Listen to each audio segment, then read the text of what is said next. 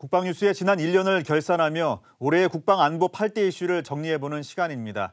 오늘은 네 번째 마지막 시간인데요. 이 시간에는 전장 환경의 새로운 개념인 유무인 복합체계와 선진 병영 환경을 구축하는 군의 노력에 대해 이야기 나눠보겠습니다. 함께하실 배창학 기자 나왔습니다. 안녕하십니까? 네, 안녕하십니까? 네.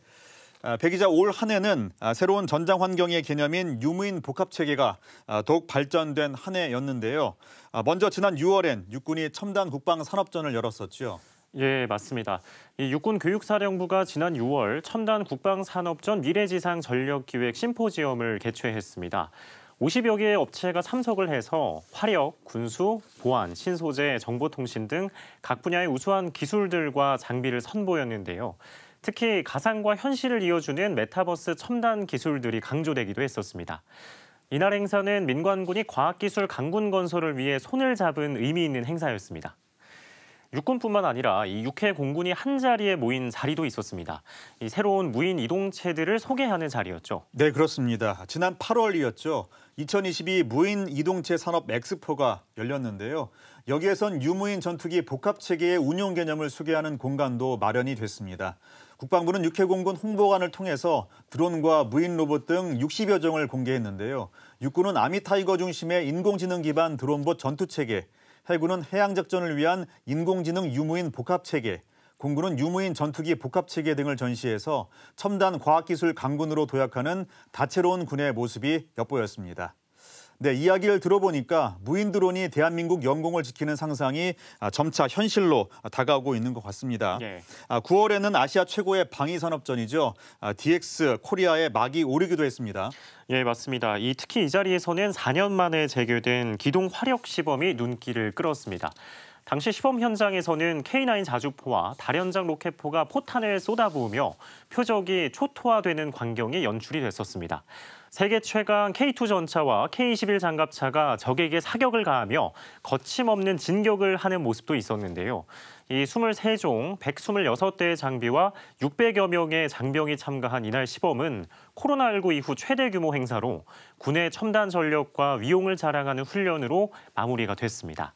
네, 그리고 윤 기자께서는 직접 DX 코리아 2022 동행 취재하기도 했었는데 당시 현장에서 직접 본 차세대 신무기들 어땠습니까? 네, 우선 사족 보행 로봇이죠. 이른바 로봇계가 유연한 그 몸놀림을 선보이면서 눈길을 사로잡았습니다. 유무인 전투기 복합체계의 발전 모습도 이 자리에서 한눈에 볼 수 있었고요.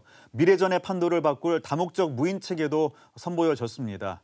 앞으로 수색과 정찰, 물자 보급, 환자 후송 등 다양한 환경에서 인간을 대신하는 임무에 투입될 계획입니다. 이렇게 올해 대한민국 방위산업전 DX 코리아에는 국내외 350여 개 방산업체들이 최첨단 기술과 장비, 기술을 뽐냈습니다. 예, 이 말씀하신 얘기를 들어보니까 KF-21 보라매 전투기가 여러 대의 무인기를 조종하며 대한민국 영공을 수호할 날도 머지않아 보이는 것 같습니다. 다음 이슈로 넘어가 보겠습니다. 올해는 선진 병영 환경을 만들기 위한 군의 노력도 참 다양했었습니다. 네, 맞습니다. 최근 여러 국방 분야에서 로봇이 활용이 되고 있습니다. 육군훈련소 급식에도 조리 로봇이 배치가 됐습니다. 지난 2월 국방뉴스팀이 직접 군 조리 로봇이 시범 운영되고 있는 육군훈련소 28연대 병영식당을 찾아갔는데요. 군은 조리 로봇을 통해 맛을 표준화하고 조리병들이 조리 과정에서 입는 화상이나 근골격계 질환 등의 위험 사고도 줄일 수 있었습니다.